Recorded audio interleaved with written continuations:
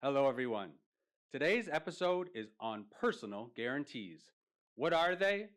When do you give them? This video is not legal advice.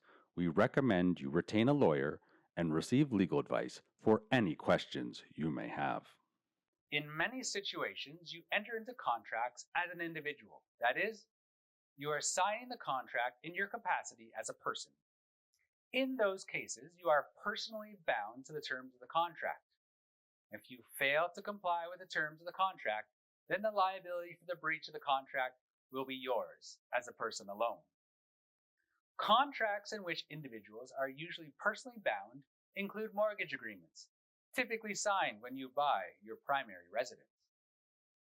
So what is a personal guarantee, and when might you be asked to be a guarantor or to enter into a guarantee agreement for the benefit of someone or something else? A personal guarantee is a contract in which an individual guarantees that another party, let's say another person, will fulfill the terms of a contract. And if such party fails to fulfill the terms of the contract, then the guarantor can be legally required to itself fulfill the terms of the contract. And this is important, as if the guarantor were a signatory to the contract itself. Let's look at an example. A 20-year-old receives approval from the bank to obtain a $1 million mortgage agreement. However, the 20-year-old's income by itself does not satisfy the conditions the bank has established to approve the loan.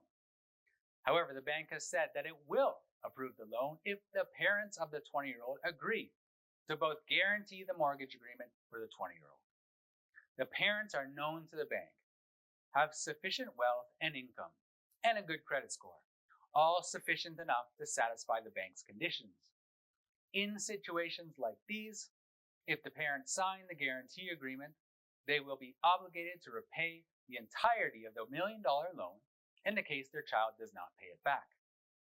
Were the child to simply abscond with the money, as in leave the country with the money, then the bank could use the guarantee to demand repayment from the parents as the guarantors, and likely could also demand damages related to the expenses the bank incurred to get the money back. Have you ever been asked to give a guarantee? Have you ever given a guarantee? How well did you know the person you were giving the guarantee in support of? Another time a guarantee will be requested is where a bank has agreed to grant a loan to a corporation with little or no assets, as long as the owner of the corporation guarantees the loan on behalf of the corporation. In these scenarios, a corporation will be requesting a loan, for example, in the amount of $1 million, when the corporation's assets are usually many times less. In such a situation, without a guarantee, a business owner could run away with the money, and the bank may only have recourse against the corporation, which does not have enough cash or assets to pay the bank back. As a result, banks will refuse to grant such loans unless the business owner agrees to become personally liable for the loan. In other words, to guarantee the loan. In certain cases where the business owner does not have enough assets, or there aren't enough assets in the name of the business owner, the bank often requires the spouse of the business owner to sign a guarantee.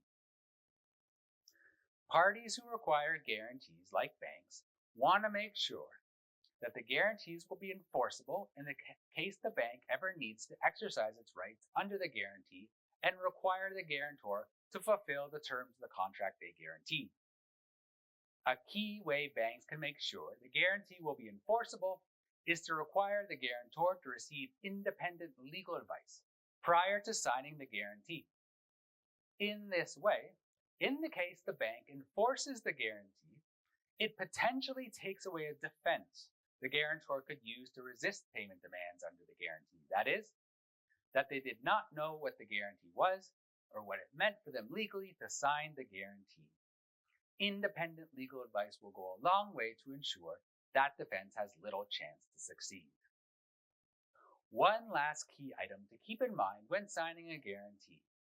The language of a guarantee often equates the guarantor and the original party to the contract, that is, the person you are guaranteeing.